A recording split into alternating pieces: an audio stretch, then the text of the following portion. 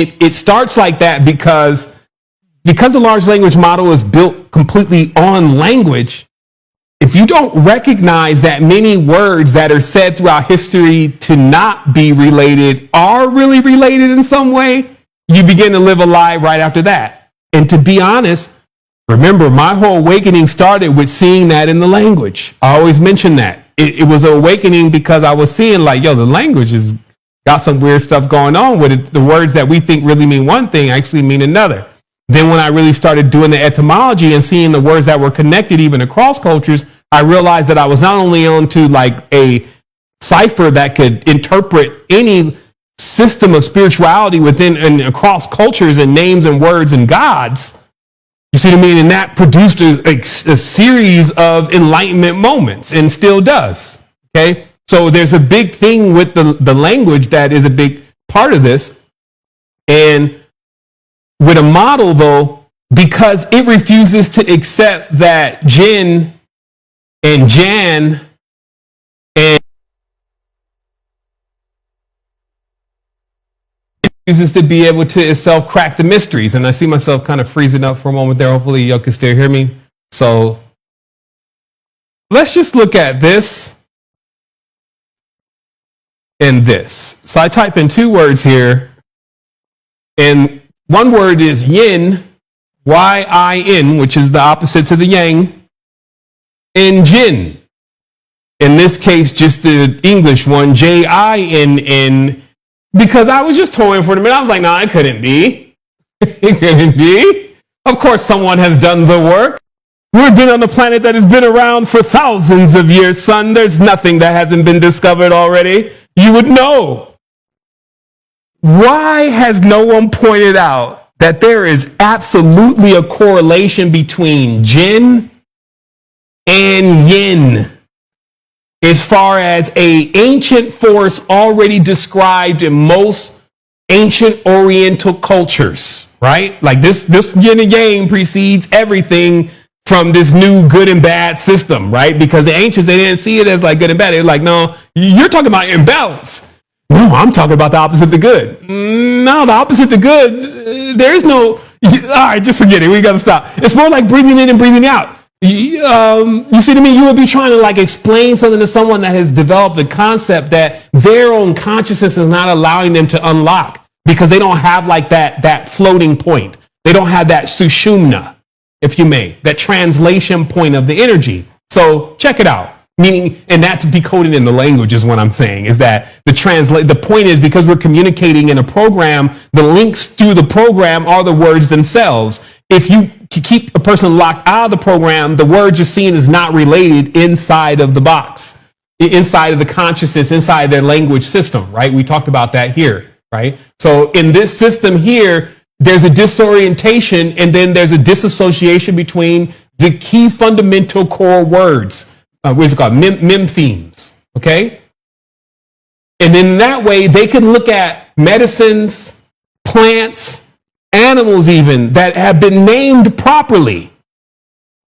Like the the Quetzal bird name begins with pharaoh in the Latin genus. You see what I mean? So it's like there's a relation there. This is the immortal bird thing again. You see what I mean? But for a standard person just going to even an Ivy League college, they haven't connected even that the fragments within the medicinal words that have been used to name all the chemicals and things that are pulled from plants do have a real connection back to the etymology of the jinn spirit, meaning the actual energy within plants and things. Why? Because the Chinese medicine, which you know is one of the oldest, if not the oldest, ties in directly even to the Ayurveda, right? These are the same systems. And these systems had already identified that plants themselves were holding the fragments of the composition of spirits that we are. Okay? I'll say that again. The plants are holding the energetic composition or the soul force. Many different plants are holding that force. So they rated the plants.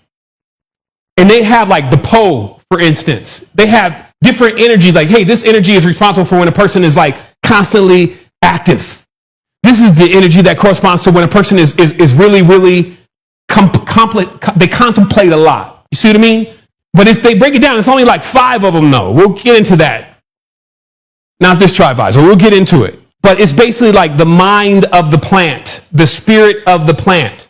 And so when they were beginning to recreate a lot of this knowledge in volumes, especially in the Latin, which was the language that was chose, they still obeyed a lot of those linguistics because that linguistics checks into occultism, like even how energies or entities are named. The roots of the word call forth the entity. It's like all you're doing really is you're just creating shells and framework to be inhabited. That was honestly what I was able to completely expunge from everything that I was learning about how the template to every single thing can be called up right in the midst of the air that you're looking at. If you really understood how powerful this force is and how you can tap into it. And it only takes to unlearn the concepts around the relationships between the words and primarily the concepts around what is supposedly good and what is supposedly evil, and do they really play roles of opposites, or is there another description for what these words really are? You see what I mean? So it's like that simple untying begins to unlock it all. So we then get deeper into another science, as I said, I'm calling genetics, right, with a DJ. And we automatically learn that for sure then the body in physicality is the yin energy, okay? And the spirit is the yang energy, okay? So this means that the system becomes so all-encompassing on a planetary level. I use this picture because, again, there's a serpent just wrapped around the top here like, hey, no face, it's the serpent. Because they're trying to make sure that you understand that the goddess or the woman or the feminine is embodying this principle of the serpent. So while you have these dragons now and these even dragon king males, the concept itself is predominantly feminine. And in society, like in the Depth Lexicon, which by the way got complete, the Depth Lexicon, it lists about the SST reptilian queens and how they were the ones running the empire because it's a matriarch. And so in this force, then there's a yin that is the most powerful force in that way. Because we're talking about spiritual matters. But then when we say powerful, we're still knowing as yin yang masters, powerful is to have balance. You see what I mean? Not too much yin, not too much yang, but them in equal force. That's power versus thinking like, yo, I'm Master Yang. You see what I mean? So as we continue here, we have another variant because as my mind was tumbling words, which it often does around 2 a.m. I don't know what it is with 2 and 3 a.m. I'm like, oh, here we go. What have you been doing? I wake up to my mind thinking. Like, yo, y'all was thinking and I wasn't even awake. What y'all doing, man? Come on. Okay, so what did I miss? I was like, okay, did you notice that the word in continuously appears in this whole process? Like the words in alone mean the feminine force in the female? And I was like, yeah, I'm seeing that. Because as words like Ningrishita and Ninti and all that was just going through my mind, I was like, in is in all these words. Now, of course, in just as the letter in, right? But we're also saying yin. Of course, yin is the dark, receptive, feminine earth. In a variant, it has variant translations in old texts. Inna is the Polynesian mother goddess of archetypes. And, which it would be when you start moving the vowels, you have the Sumerian sky deity and myths, duality myths, but still one of those things like one of these things is doing their own thing. What are you doing, Anne? And then you have Nin, which is the Sumerian honorific for lady, right? And then we have Inanna, right? Which is the Mesopotamian goddess with the in prefix, right? And then it continues. And this is when I even got a little like, yo, something's going on. So Jan, the Jane cluster, from Persian, Indic, and angelicized form, these terms create linguistic connections linking concepts of life, soul, and feminine energy across diverse cultures. Jan, Persian for life and soul. Jana, Sanskrit for person, people, and goddess in the goddess epithet. Jani, the wife or a woman, the Devi Jani traditions. Janus, Roman two-faced god of thresholds, duality things. One of these things are doing their own thing. And you notice consistently it's always these same cultures that just come in. Janus, nope, doesn't match. Jain, from Jainism, phonetically in this chain. And which, the Jain showed that Venus, they have this mathematical knowledge from Venus, right? Which later on becomes Jyotish numerology. But Jain mathematics, which there's a brother, and I wish I could remember his name. He's just been in on Jain mathematics for like over decades and decades, learning from the masters, showing how this math is far more superior. That may give us our connection then to Ma'at. But we have an entire religion called Jainism. And then we have the Jin Jan connection in the European feminine forms and the mystical resonance. We, of course, have even Joan, which is not listed here. This is J-in, as in Joan of Arc. Okay, so meaning that there's this connection showing that the woman continues to pop up in the systems of power, but then in the symbol here, excuse me, let me see, 1 second here. I think, am I trying to go bigger? Yeah. Okay, here we go. Look at this. Go that big.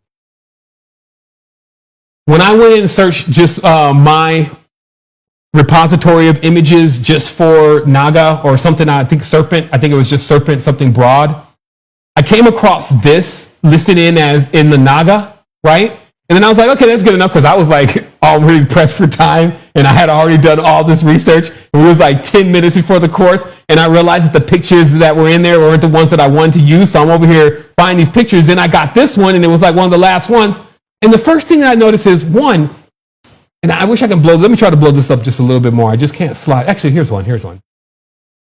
First thing I noticed was how much Sumerian looks like Chinese at a glance. Like, it just has that Chinese feel. Like if you was just finding, you see this down here, this is supposed to be Sumerian, but it looks like Chinese at a glance. Because I've heard a lot, especially when doing research for the Depth Lexicon, of how still deep in all of this, according to these contexts, that the Chinese are really the ones behind the scenes, kind of orchestrating, controlling the warring sides, and the secret societies were already completely embedded and bought and all this kind of stuff, right? So I have some publications that talk about this, but it is very interesting how the whole world is out at war, and China is not really in the war right now, and Korea is not really in the war, and they kind of act like their own little Switzerland over there. But it's just a note that, like, it kind of brought more credibility what was being said, that you just have no clue of how old any of these dragon empires and emperors and all this stuff really is, and you would never really be exposed to that kind of high table kind of knowledge of who the controllers are in the background. You would just know whatever it is they wanted you to know, like, oh, they're the enemy, when really it's like, hey, look over there, when it's really over here. But check this out. Remember how I was saying the masculine energy, especially when it's distorted, always has the swords? And I learned this also because of when decrypting some of the Aleppo symbolism, they show the Shriners with the big sword, like the Arab sword, but in one they show it over the top of the Sphinx's head, basically, and the Sphinx has breasts like a woman. But it's just, if there's one symbol that doesn't have that and there's another one that does, and the one that doesn't have it is much more older, from the original Aleppo Empire. And the reason why the change happened real quick is just to show the subjugation over the divine feminine. But for somebody that is uninitiated, when they look at the symbol, they couldn't tell the difference between the two. I immediately saw this when I looked at this, because I was like, look, they have the feminine force, or the yin, really in between these swords. Because what I was already peeping out with the distorted yang-based reality is that they basically subjugate the women. They have to basically control the fertility and the energy of the yin force. You see what I mean? But it's done in a masculine, dominant way. But remember, all this, I won't say started, but was very prominent in the Islamic times. You see what I mean? So this is not something just exclusive to the new theism. In fact, the new theism is actually more pro-feminine in that way, right? Versus there was a time where it was like, Women are getting covered up. They have no rights. They're sold like money, blah, blah, blah. And so you could see in this symbolism that this form, which is more of like a leopard, you see what I mean? It's more like a spotted leopard kind of lion, but it's wearing a crown. So it shows you, hey, this is like a king. And then this king, this beast, and look at the legs. The legs is to dominate, like, hey, I'm not a serpent. I'm a bird. And then the leopard body, the wings like a seraph, and then the lion face, and then the crown. So there's nothing that is really serpentine. And then they hold the swords, and then they got the divine feminine, if you may, just there, kind of like trapped, if you may, or under pressure or controlled, if that makes sense, right? Now, I, again, don't want to make one of these good or evil. Like, I believe for sure I would have to sit in on some really long meditations to know more of the history between these two forces, right? Because in many ways, these two forces are a check and balance with each other. So I leave you that route. But you can tell that the art of practicing balance is not something that has been commonplace in these times. And so I believe that these kind of symbols really stand for that subjugation of this force and controlling of this force, even by the sword, if you may. We go further, and again, I just point out some of the connections between, like, and that was the other ends that I kept I kept seeing I and I, right? Like the Rastafari, I and I, Rastafari, right? Yogini, Nagini, right? These are Ras. This is Nagas. You see what I mean? Ethiopians, Haile Selassie. It's just the tradition is so convoluted because of the interlopers. You're not getting really much of the vision anymore, right? But this is Nagini, which is, in this case, let's have a symbol here, or from the ancients text, this form. You see what I mean? This is the yin, if you may, force. You see what I mean? Terminated as in a serpent body. Again, curvy, voluptuous kind of thing. These are old glyphs, right? They're all over the place, to be honest. She's about a size 2, though. No, I'm joking. So, Yogini, Nagini, this is the female adept in the tantric yoga with occult powers, all right? Stand back. Yogini. Nagini, this is the female Naga serpent deity in Sanskrit. The Naga is the serpent deity in the Hindu Buddhism theology, the Nagin, which is, that's again, literally adding the I-N to the name feminizes it. This is the modern Hindi and Urdu for female snake. Ananta, infinite serpent in Hindu cosmology. Apophis, Egyptian chaos serpent. One of these things are doing their own thing. We got the python in Greek, earth dragon of Delphi, and then the seraph, fiery serpent, Hebrew seraph. One of these things are doing their own thing. So you see how it always comes out. If you know the truth, it's like, well, but the symbol is more of like cold and water. Why are we naming it fire? Inversion. Secret societies that overthrew when the Kola kings overthrew the mothers. You see what I mean? So in the root, this is the final slide. In the root, hidden feminine inner. Okay, because when you think of the word in, it's telling you inside. Right? Inner standing. The in root appears across Indo-European, Afro-Asiatic, and Sino-Tibetan languages as a marker for concepts of inside. Hidden. The feminine, revealing deep cultural, cross-cultural linguistic connections. In, Latin word, inward. Innate, born within. Inin, meaning to be hidden. Amun inin. Inu, Japanese dog with shape-shifting roles. Inga, Norse feminine name for fertility goddess language. Indra, Vedic storm god with serpent-slaying links. One of these things are... Inti, Incan sun god, opposing the serpent earth goddess. One of these things. Because, again, Ninti is the core root to that linguistic system. So, through this etymological decoding, I was literally, without a doubt, able to see what was happening with the forces, even internally inside with myself, my creative yang, the condition of my yin, all of what's happening around me, how I feel about the future, what's going to happen, how can I make it happen? All those things were being addressed from just ironing out and making sure that this was very clear. Like, hey, why don't you get just super clear on this? Sometimes I even was confusing yin and yang when I would talk about, hey, the yin or maybe the yang. Like, hey, that's like core principles. If you slip on that a little bit, you may need to go and brush up on those things, right? And so this is your brush up, because also what this shows is, and this is kind of like for the math heads, to just how powerful we're talking about obviously the DNA coding and genetic coding, which is present within the plants, is really what's actually calling in the template, right? And I think there was enough grid workers to kind of at least prove that over the last 20 or 30 years, right? But if you look at this system specifically, when we talk about I Ching, because it literally is mapping through the broken lines and the unbroken lines, the difference between the yin and the yang forces, we find also the mathematical connection again between on a lunar calendar of 64 times 5.625 days, which is 360 days. So this is the lunar calendar, or to the sextants of each year, as I write here. And I say the others map them to the 64 codons, which of course in the genetic code. And so when you're looking at even this, as I said before, about how the energy, if it gets to a certain point, it will switch. You can understand that even internally inside of your body, when you get to the end of certain vibrations, if it's not maintained and it's not balanced, it will just switch. It will just invert in order to try to create another variant, to try to bring itself back into balance.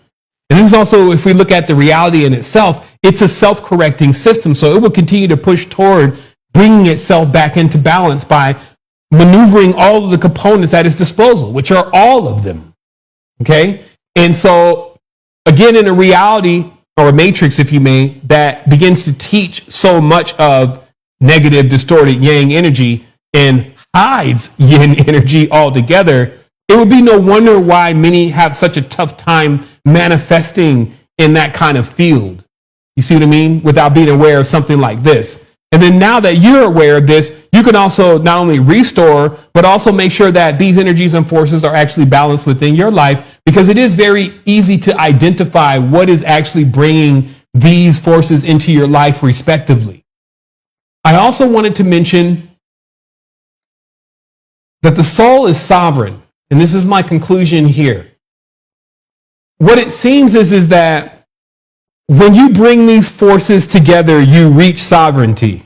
So there's a spiritual, mental, physical unison, even singularity, if you may, that happens with bringing about the awareness into your consciousness of how these two forces, even in your own being, could be sometimes mislabeled, right? Like, even for men, like when we start thinking about the feminine, I mean, if you're all mammal, like if you start thinking about the feminine, then you're like, oh, that's for the women, right? And then, but we've learned, of course, in occultism that that's not what that means. But sometimes in a society that continues to try to make that seem like it is the only definition, you can sometimes regress in your own progress by not realizing when you should be resting, right? When you should be cultivating, when you should be bringing more of that type of energy into your field because your other energy is just too expansive in that way. And so how to really get to the conclusion of the success that you're looking to reach in your life, because the thing about this balance is it brings a guarantee. There's a guarantee to it. So that's what I got on that. The next question here is that do ancestors still play a role in assisting us today? And how does that affect entities talked about today? So this is where discernment comes in. The book of Jude is probably the most powerful book in the Bible because it literally talks about things that don't go on in the Bible, like the death of Moses, who was there to write the book about the death after Moses is either the devil because he was the only one there. But this book of Jude also talks heavily, or in the short context, about discernment. And the discernment is really about discernment of spirits, because that's all you're really dealing with when you're attempting to deal with things that you can't visually see and that you're calling an ancestor. Everything is an ancestor when it comes to the principles of Ma'at. That is that everything descends from the same source. It's a mathematical thing. As you keep going back it would just all start coming back together in that box. So in many ways, everything is the ancestor. Now, are all the ancestors good? This would be a stupid question. So how the ancestors play into all of this is that the ancestors are the vibratory chords or strings that allow us to resonate the vibratory frequencies of the archetypes that we are looking to embody. And so when you have bad ancestors, which is in the DNA, you have inclinations and bad habits and things that need to be worked out. And if not, they cause blockages because they literally burn out the energy center of the particular area in which they harness. So the ancestors are the organs are the archons. They are the vibratory core things that we all contain. A brain, a heart, the knives. I'm just saying, it's like those core parts of the body vibrate because they are planets in themselves. That's why there's an organ for every planet. So this is how that whole macro microcosmic system is actually set up. And in many ways, like I said, when you're asking these questions, you can kind of look at it and be like, okay, well, I understand what the ancestors are, and that we at times are the gurus for the ancestors. Facts. In raising them up in certain ways in which we have learned to go. Don't be surprised if at some point you're teaching something that came before you. It can happen. It is happening. That is even the very purpose of DNA in itself. So when we're saying ancestors and we're doing that one size fits all, and then we're very naive, and then we're listening about somebody else's juju black bag, and then next thing you know, things are getting really hairy, and then you start losing your vision and losing your sovereignty. Because remember, these beings are STS. So they're using the energy from the person, they're using their connections. And remember, they overshadow, meaning that anybody who's really important, like a star or an actor that has sway over other people, they're all around. They're so numerous because they propagate a lot. Just like we have a lot of babies, spirit is like filled with lots of offspring and spawn and all this kind of stuff, all carrying the vibratory frequency of their school, their bandwidth, which I just did a big build about this. It was super deep, very nice stuff. But we just talked about how, like, when you come into this, you're in your school. And that, what you choose to do and the character that you take on based on the persuasions that you're receiving determines who you start being raised with and the energies that you start being around that are courting you and cultivating you. You see what I mean? And that the title of that show was Entities, Not Humans. Meaning that if we take a step back for one moment and just start realizing that we're looking at entities, not human beings, then sometimes we can escape the power of the cloak. Because in every single aspect, we always talk about how we are spirit and we have the spirit in us and we're nurturing the spirit. And then this Kundalini, and we're always talking about this. I'm not the body. So that means you're an entity then, right? So there are other entities then, right? So we can just check off the box, and then we can imagine there's probably some entities that, since there's no such thing as time, they have that primordial energy and they've been around for a long time, right? So you just start going down the list. And then what that also starts bringing you in front of is that, so when you're somewhere, maybe you're out, maybe you're at the club, you need to understand where you're at. These are all entities now, not humans. If you had a third eye open, you would see a bunch of animalistic forces, and then you would see also who really has control. Because the whole thing about the demi-urge or the lower urges or the archons is that they are in search of a guru, meaning that if they're not trained, they are monstrous. This is what happens when a person succumbs to all their passions or their urges, especially the ones from the low, deep gonad area. This is the lower chakra, the red zone, the infrared beings, if you may, hot, if you may, passionate, this kind of energy, right? It has to be harnessed and cultivated properly, or it can consume the whole temple, like a Seshanaga that has not been taken care of properly, right? So the question here is that if the IQs are plummeting and people don't seem to have the intelligence not to fall for a psyop, what do we do? Why, and this is, I'm talking to me, myself, have we become so incessantly concerned about everybody else while still not maintaining ourselves as if that's a solution? you maintain yourself, and then you'll find you'll be very industrious at really solving problems like plummeting IQs, because maybe you start realizing that literacy is one of the biggest industries and that you're just going to start going into literacy. You see what I mean? So you become the solution in that way, but that still dawns on you when it's not so like, what's happening with everyone? Because behold, the ladder is going up and down. You can't even tell if this person is getting better or worse because you don't know what they were before until you can see or allow to see into those visions. So in that way, you just deal with really what is in your realm, your bandwidth, your frequency, your wavelength, and then beyond that. And then all of this extra like roping in, because this is what happens when a person wants to find something to worry about. And remember, worrying is warfare. All of this stuff is all connected, right? So when you want to find something to worry about, there's always something to worry about. Remember that. It even seems like sometimes finances can shield you from certain worry. But remember, the Russian oligarchs were over there thinking the same thing, and they woke up one day and their account was on zero. You see what I mean? So even having all that money, you can't all the time shield and protect yourself from every single potential thing that can happen that actually could become a problem. Unless you're looking at things only from an energetic level and you're no longer playing in those kind of yin-yang games. You see what I mean? Where you can eventually lose, right? And so this is how we got to be going in on things is to actually see that depth and understand, like, you know, what we really should be focusing on and what we're just kind of adding because we're in somewhat of that worry type of energy. And, you know, here it comes again with the next thing to worry about. Right. So, y'all on the questions tonight. Hold on real quick. I'm gonna have to do some rapid fire on y'all. Y'all want that rapid fire then? 1 second. Ooh, wow. It's been a minute, right? Like, okay. All right. I see. It's been a minute since I've been in here. Y'all finally got questions. Before it used to be like crickets. Okay, here we go. Question: how to actualize the pristine feeling one finds in realization? How to actualize this pristine feeling?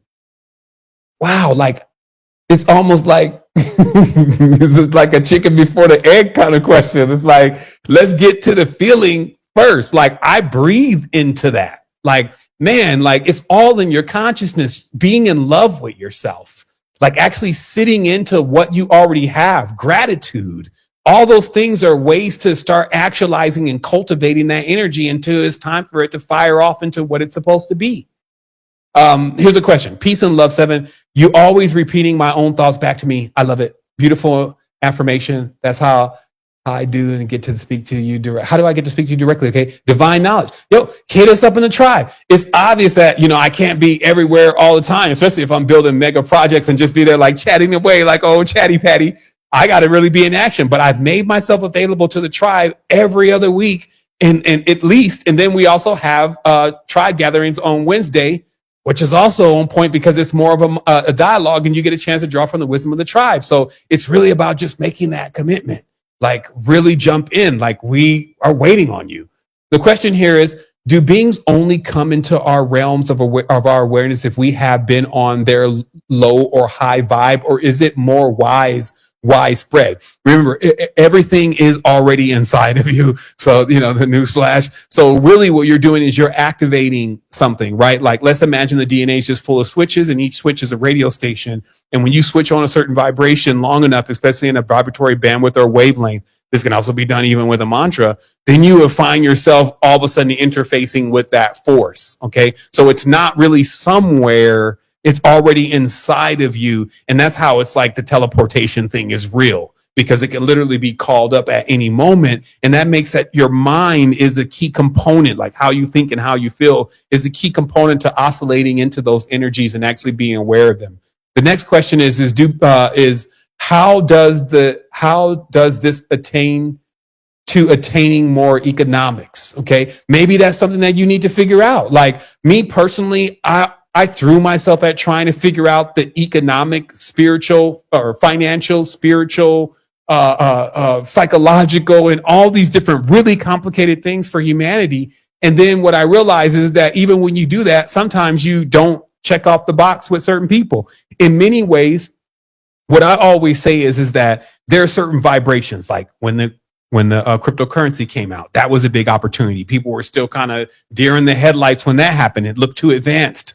And, they even thought, hey, this is going to be a problem. Now AI is here. It's the same thing. It looks too advanced. Hey, this is going to be a problem, right? So the fear thing and not realizing that we're actually controlling what goes on with imbalances also has its guarantees. They're not so pleasant. But what I'm saying is if you get this balance, not necessarily right, not necessarily wrong or left, but if you get this balance, then you can more than look to fulfill everything that you're looking to achieve in all your existence. So I wanted to say wholeness and balance vibrations. That was a 2-hour, somewhat, more or less, maybe an hour and a half. We'll put it that way. So that means that it wasn't so much and so long that it can't be thoroughly digested. I would recommend that everybody take a second look at this and begin to, again, define these things specifically. Go through your own thought exercises. I will provide all the materials that I showed today inside of the course. And then again, bring that back. The time that we normally align for. I got some reverb going here. Give me one quick second, everybody. I need to. Where is that one line somewhere? Give me one quick second.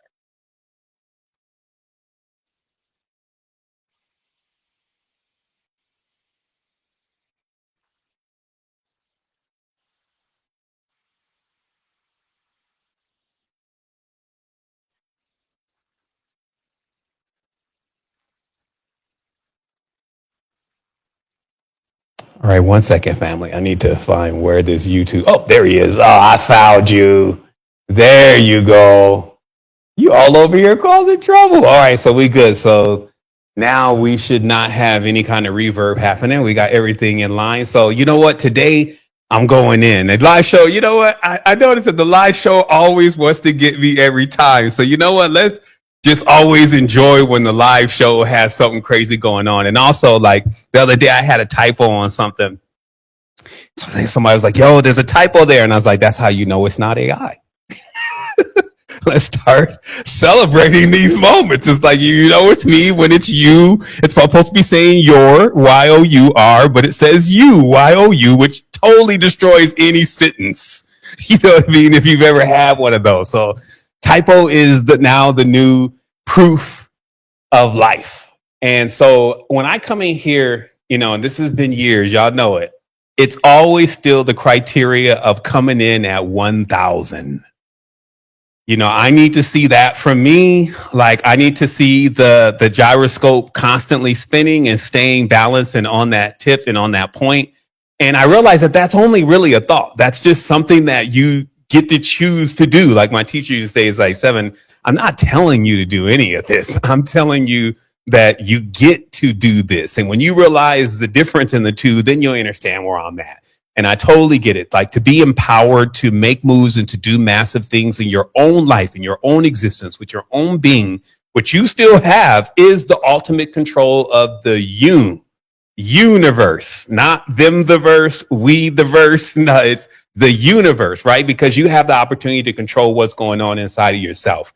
And so I'm coming in at 1,000 and I'm starting this way because I'm ready to go. Like the train is already moving. And this is, of course, just by touching and connecting. This is something that we do to exhibit that instinct of when you win. There's generally a jumping up and down. There's a raising of hands. We'll over here a little bit more today. So there's a raising of hands, right? And these raising of hands, like I always seen it as so important because there's so much knowledge about the power of the hands coming into an agreement. And that these two halves of the body are really like the masculine and the feminine. But when you put them two hands together, that means, hey, yo, we coming together now and we're going to create. And that's why the unity, it shows you right there. If you're not connected in with everything, if you cannot dissolve all of the confusions and conflagrations happening with inside the universe, then your universe will never be united. And so this is the real mission. It always has been the mission. And here we go again. And at the reality, though, the mission is getting pretty wild. You got to admit, like, from the I am not the body state of consciousness, this is definitely a lot of experience going on in the body. A lot of folks are getting grounded here because they're seeing all of what's going on. But what I want you to see is I want you to see these hands today. I'm going to take a quick moment. I'll put one hand down and that awareness that all is self. So I want to give thanks to the tribe. I also want to mention that each of these energetic spaces function themselves as portals. And at any point, if you feel like you're alone, even though you're breathing, if you feel like you're alone, even though you're drinking on this water, and there's a lot of other beings that are actually assisting you, if you ever feel alone, you can remember these moments and you can know that we're here in wholeness. And with that being said, you know what we do, like, let's drive through this, because today, it's like a culmination of things. Like, we came into the new year and right away we were presented with the return of Kundalini. And that is the energy that was coming through. It was like, listen, you know, I want you to really know that you have the power. Like, if you store up all your power in these weapons, or you store up all your power in these money, you are powerless. Your power will fluctuate. But if you're in that vibe of sovereignty and you're connected in with all that is, which just means that you're focusing on that and the importance of that, then you already have what you need to have professional technology, what people just call protection. Okay. So we're going to be talking deeper today about the protection, though, because of course, many are getting a little concerned as the reality is shaking up a little bit. And that literally means that your own personal foundation, you know, is in question.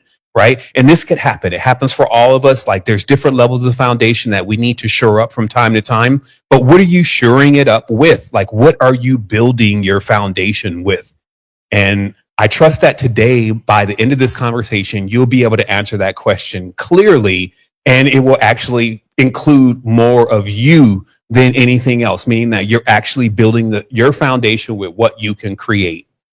Now, we're going to start off here, though, because it is important for me to let you understand what you're creating with, though, because the rarity of what you happen to be engaged in is very powerful to know. It can empower you just within itself. And I do a lot of that. So maybe, I don't know. I believe that if I tell you how valuable you are, you do really take that to heart. But I do it often. So some people are like, yeah, you know, it's just Sevan. He's like my dad telling me how good I am because he wants me to succeed. Right. But when you hear it from someone else, maybe, you know, it'll hit different. So I want to share this video first because, you know, it was just something that it was a small statement. And I just happened to be doing a build on this. And it stuck out so much that I felt like that if I started anything or talked to anybody on the social side, that I should access to authentic teachings. Oh my goodness. Do you know how many religions and traditions and gurus and all this kind of stuff that's out here that was just sometimes completely designed to serve the agenda of just a group of people, or sometimes even one person?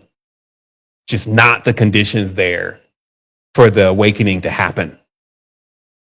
The freedom to practice. Do we know how many cultures restrict those who are in them from practicing any traditions? Learning anything outside of that culture? You know, the religions are playing a huge role like that. Like, immediately, you know, there's a layer of indoctrination so strong, the person forever sees for the rest of their life the idea of God as being Santa Claus in the sky or a totally different motif than anything that looks like them. And then this one amounts to many comments inside the YouTube of someone saying, man, would you please simplify this? It can't be this complicated. I don't understand what you're saying. That's happening less these days, though, but the intelligence to see the opportunity. Because in every single way, opportunities are all around, but do we see them? Even the opportunity of fertile land is just one step from planting the right seed and seeing all that abundance beginning to happen. But even deeper in this, you know, as you start moving through the intelligence layer, because there's three things that you need to be able to do to create. It is the same way that the world was created. You need will, and you need knowledge, and you need action. In Hindu, that's Ika, Jnana, and Kriya. And I don't care who it is. It could be Tony Robbins. It could be a brand new guru. whatever they're talking about, if it's working, it's still going to distill to this, because that's exactly how the universe works. So we're going to not get ahead of ourselves, but we're just going to accept for this moment that if we've joined into this space to get the esoteric knowledge, really the gift is all in your hands. It's all on you.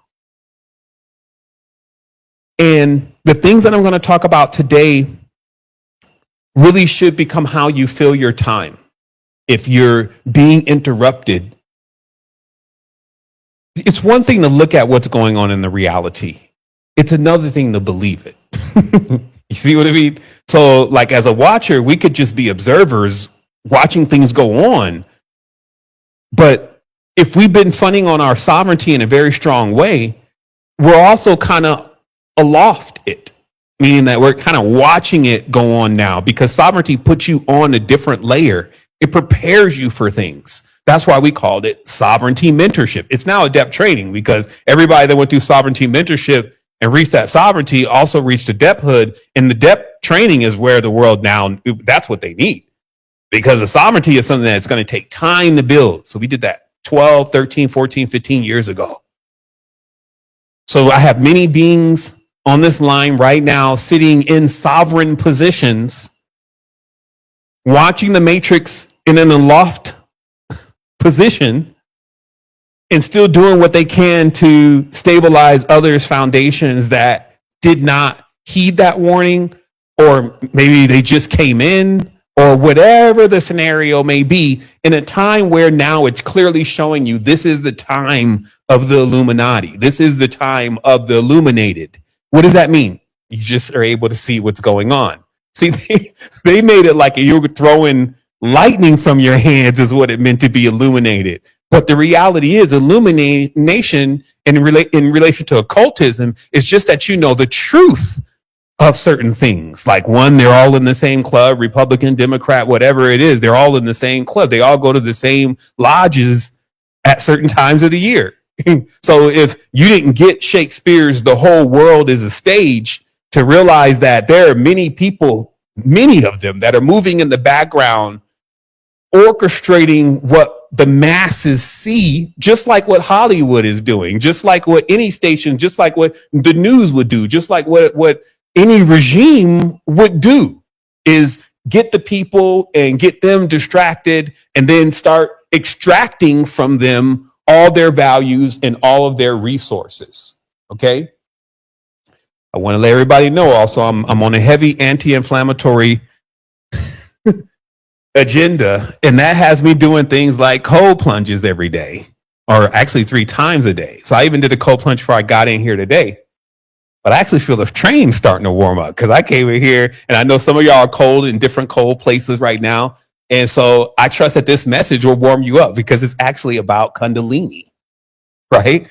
So, I just want to take a sidebar for that, I feel the train warm up. But no, I came in here cold. Like I had soaked the servos on dry ice to make sure that in this build, I can progress through this and then start wrapping it up, but still stay from going nuclear, because there's so much happening.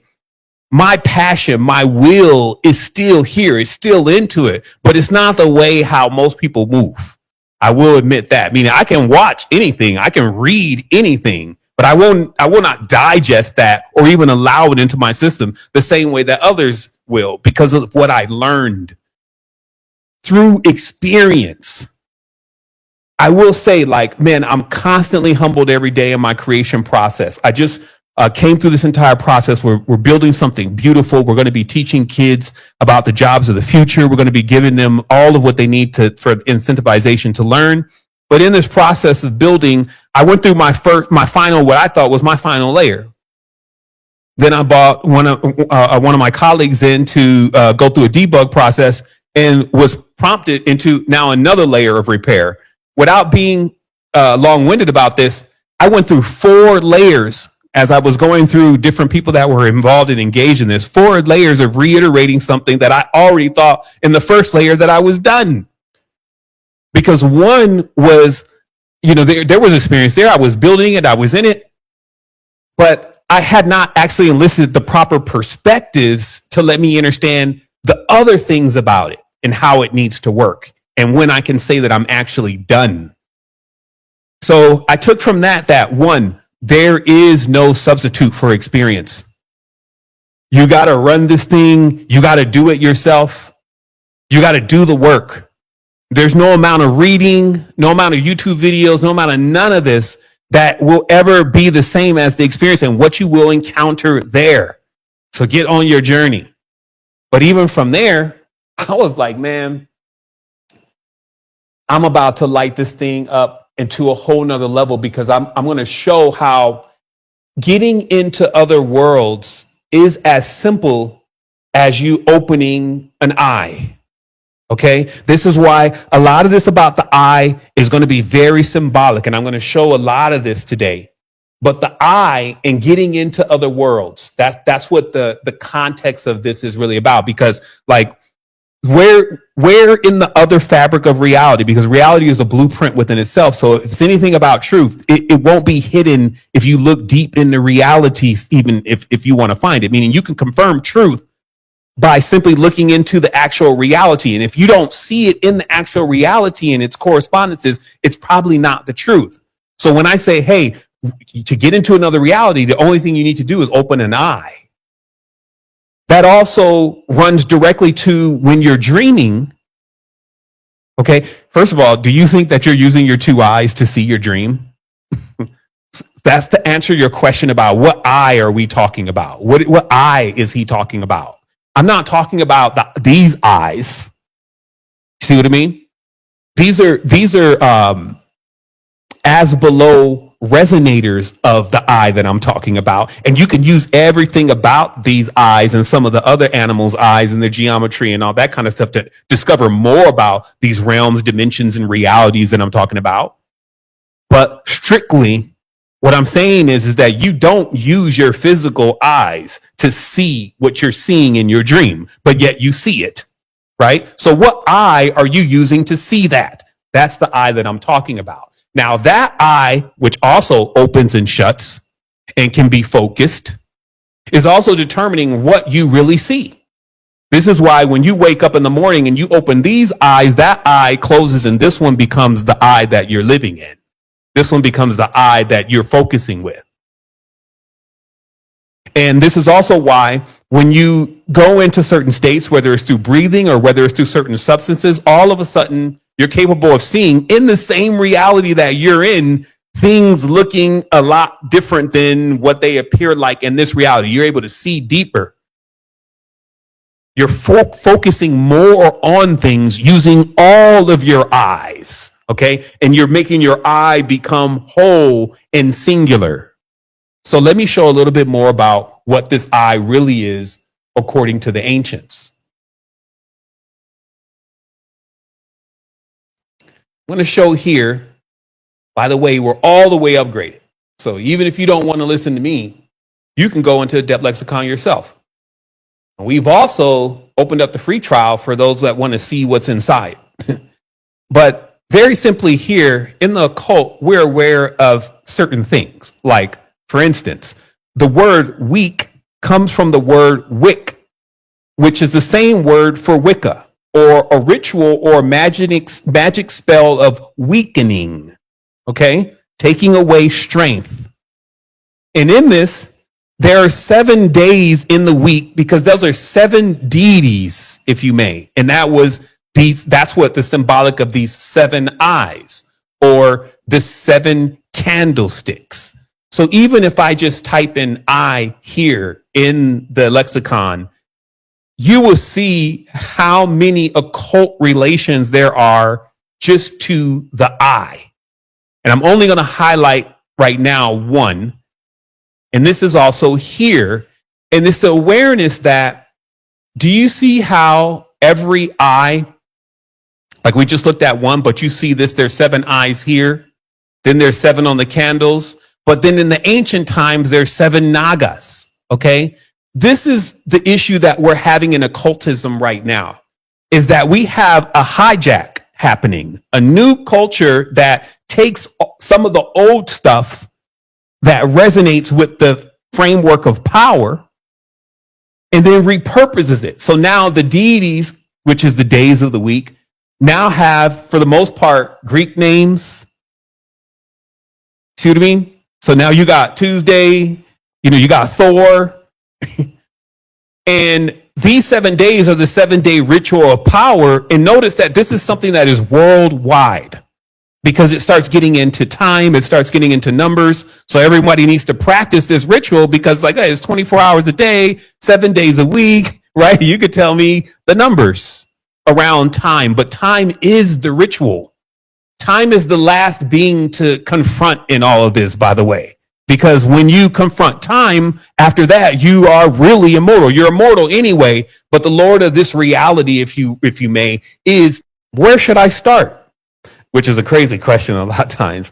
But the reality is that if you're ever asking yourself, where do you start something? You should never look any further than the foundation. It's also encoded within the entire reality. You don't never start building a house unless you're going to work with the foundation first. So there's so many things that would tell you, hey, the starting place is the foundation. You don't need to ask anybody else where you need to start. You just need to start looking at your foundation. So even if you hit the gym, where should you start? Well, Superman, you should start with the legs. You know what I mean? So if you're going to start with spirituality, where should you start? You should start with the Muladhara, the root chakra. So here's how the secrets also work, is that, so in this time, when there's a need for like some real saving to happen, but again, as a sovereign, you're going to have to save yourself in the matrix that's called self-substantiation. You got to realize that, well, first of all, let me say this first. Let me just catch up to where I'm at in my notes because this is all some good stuff, but I did take some extra time and say, hey, what would be the best chronological order to present this knowledge? So it's just like really understandable during that first play. Because some will come back, play this again by all means. But even within this one, I want to make sure you get it by looking at these similarities. So before I just drive off into this build, and that's why I wanted to stop, is remember earlier when we were talking about the rarity and like how difficult it is to get in the body, then how difficult it is to even have where you could practice the knowledge, and then how difficult it is for you even comprehend the knowledge, right? So then you're just like in this like 0.1% technically, if we're talking about billions of people, and that's how rare you are. And everything is based on rarity as far as value is concerned, right? But there's a big point that helped me digest what I experience daily in the reality. And I want to make sure that you get this too. It's that, so if I'm looking in the reality and I'm actually expecting to see like people doing great things, rich people helping folks that are really trying to help people, folks over here teaching the kids what they need to learn and preparing them, us using AI to actually demystify a lot of the stuff that's causing problems for us, the disease and how to clean the ocean. And you see what I mean? Like, what would that say? That would say that enlightenment, as it may, is just abundant. People can easily become enlightened because that's what enlightened people do. But if you see folks acting crazy, fighting, killing each other, acting like they're not even from the same family anymore, all this kind of stuff, that's normal. Based on the numbers, this is what I want you to get in your head. And I want you to focus on this for one moment and listen to what I'm saying. We'll be looking at the reality and expecting like stuff to really, really be great. How can it be great if enlightenment is rare? We need to get into enlightenment. It's just like, it's like a normal thing. So you're dealing with great people. You're not dealing with people who will snake each other and all this kind of crazy stuff. Like the reality is also like, look, our ancestors struggled, suffered, and even died to have the power that we have right now. To live like we're living now. And we're actually killing each other. Imagine that. It's like the freedoms, if you may, that we actually have now. We have a real legacy behind us of ancestors who paved the way to make sure that we can sit here today and really talk this talk. So we are standing on the shoulders of our ancestors, yet we're missing out on the true opportunity. because we're still dealing with those lower urges of the consciousness. Now, I want to also let you know that the Kundalini sits in the coccyx area, deep, curled 3.5 times. And then there's a knot, if you may, which they call it's called the knot of Brahma. And this knot, it's energetically, because this is what we call blockages. This is how thoughts become blockages. When you get too much into the body, then you start having fear. And then that fear associates you more with the body. And in that, you can't unlock or come into the awareness. Because what is the awareness? That you don't have anything to be afraid of. That you're actually a mortal being. That you actually, so there's a long list of things to show you this. You don't have to be afraid at all. But if you live in reality and you find fear hitting you, that is because you're still going through the process of activation of the Kundalini. And we're all going through that process of activation. But I want to also mention that's called the Brahmi Grapti, by the way, the Brahma Grapti, which is basic survival, fear, identity of self as only physical. This prevents enlightenment, obviously. Some of this stuff is just obvious. But when you start undoing that, you start awakening your Kundalini. That's what we're really talking about. See, this community, they sold this awakening of the Kundalini also with many of the spiritual experiences that are not sustainable for any prolonged periods. Meaning that you can't actually stay in a quote unquote, what they say by the society, enlightened state. We're talking about fully activated. The energy coming through and moving, it's not sustainable to stay cut open or stay cut on all the time in a physical reality. Remember, the practices in the physical reality are more of how even to preserve that power, to allow it to stay in full spin and to stay focused and straight without empathy. Basically, how to become the Prius in the reality, but still have a lot of power in your body. This would be like akin to, like if I spin up a gyroscope, and I wasn't even going to bring it here, but earlier, but I decided not to. But if I spin up a gyroscope, it's going to stand as a top on my finger until it starts slowing down. And then obviously at a certain point, it's going to hit the floor because of something going on in the reality. So when you have a lot of power, what you figure out how to do is kind of like become the Prius, where you're always spinning like the top, even in a reality that has things like gravity, quote unquote, meaning an actual force that's still working against me, staying and spinning perpetually forever. You see, that in itself is also symbolic. Knowing where you're at. So there's a force acting on us. We call it time, that is messing with our spin. And we need to make a conscious effort to stay spun up, to stay focused, to stay balanced in order for us not to begin to wobble. Because just like with a tire, if a tire starts to wobble, and this is why they also look at the chakras as wheels. So we got eyes with wheels around them. Are you starting to see cherubim? This is what I was saying about the cultures in themselves, is that they take these new cultures, they take this knowledge and then they turn it into like these stories that become so unrelatable. You don't even realize that, hey, this is what we're talking about. We're not talking about any external deities per se. Needs to be break. There doesn't need to be anything else but this going on, because it opens you up to everything. But this is a training process. I don't want you to think that aliens came down here, took this whole thing over and put you in a soul trap. That's ridiculous to try to process in your consciousness. It's really about understanding that you're going to have to go through the experience, and nobody is going to go through the experience for you, especially like some other entity or a Christ or whatever. In fact, people have been massively deceived because Christ is Kundalini. So this whole idea of something coming back to save someone is exactly what is supposed to be activated inside of you so that you can save yourself. Imagine.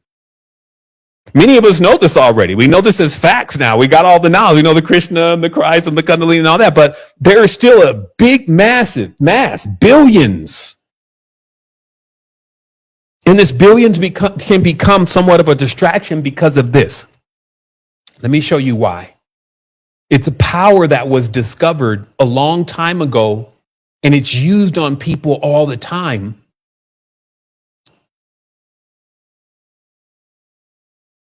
Let's look at it here. It was discovered in ancient India.